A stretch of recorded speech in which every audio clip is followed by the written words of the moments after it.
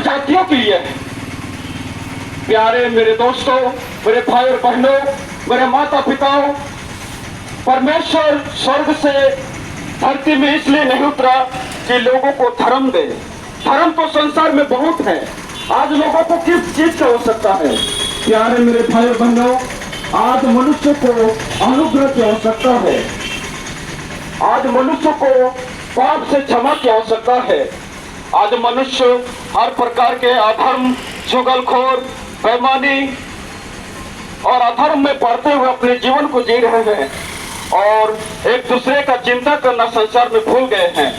और इसलिए परमेश्वर चाहता है कि हर जाति धर्म के लोग एक दूसरे का चिंता करें। हर जाति धर्म के लोग एक मनुष्य दूसरे मनुष्य का चिंता करे। यही परमेश्वर चाहता है। लेकिन आज मनुष्य, हम उस परमेश्वर की आज्ञाओं को भूल गए हैं।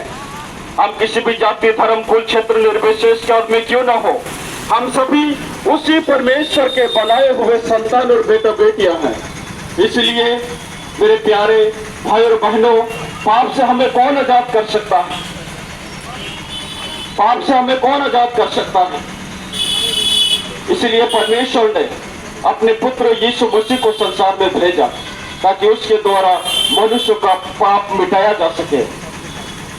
और वचन कहता है, सबने पाप किया और परमेश्वर के प्रेम से दूर हो गए।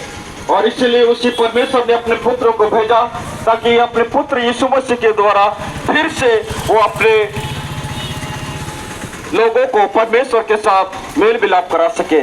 प्यारे मेरे भाई और बहनों, बाइबल हमें बताती है कि पाप की मजदूरी मृत्यु है, परंतु परमेश्वर का वरदान हमारे प्रभु यीशु मसीह में अनंत जीवन है। पाप की मजदूरी मृत्यु है। हम किसी कंपनी में काम करते हैं, किसी फैक्ट्री में काम करते हैं, तो वहां हमें सैलरी मिलता है। जब महीना हो जाता है, जब सप्ताह पूरा जाता है, तो हमें काम के लिए हमें मजदूरी मिलती है। अगर हम जीवन भर पाप करेंगे तो वह परमेश्वर हमें दंड देगा। इसलिए हम सबों को जरूरी है कि हम मन फिराए, परमेश्वर के ओर लौट आए। इसी में हम मनुष्य जाति का भलाई है। अन्यथा वो परमेश्वर जो हमसे प्रेम करता है, वो दंड के अधीन हमें ले सकता है। नरक से कौन हमें बचा सकता है? इसलिए वही परमेश्वर जिसने आपको और मुझे बनाया, वही परमेश्वर हमें नरक की शक्ति से बचा सकता है। प्यारे मेरे भाई और बहनों, बाइबल हमें बताती है कि हे भटकने वाले लोगों, हे भटकने वाले इंसानों, लौट आओ, मैं तुम्हारा भटकना सुधार दूंगा। आज आप किसी भटके हुए मुसाफिर के समान अपने जीवन को जी रहे हैं। आपके जीवन में कोई उम्मीद नहीं, आशा नहीं।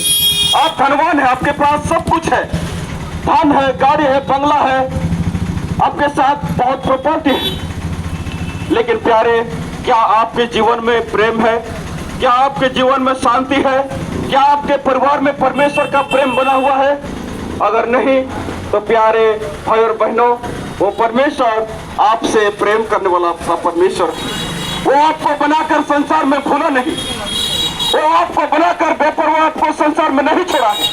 लेकिन हम मनुष्य जाति ही है कि हम उस परमेश्वर का आराधना करना, उस परमेश्वर का नाम लेना हम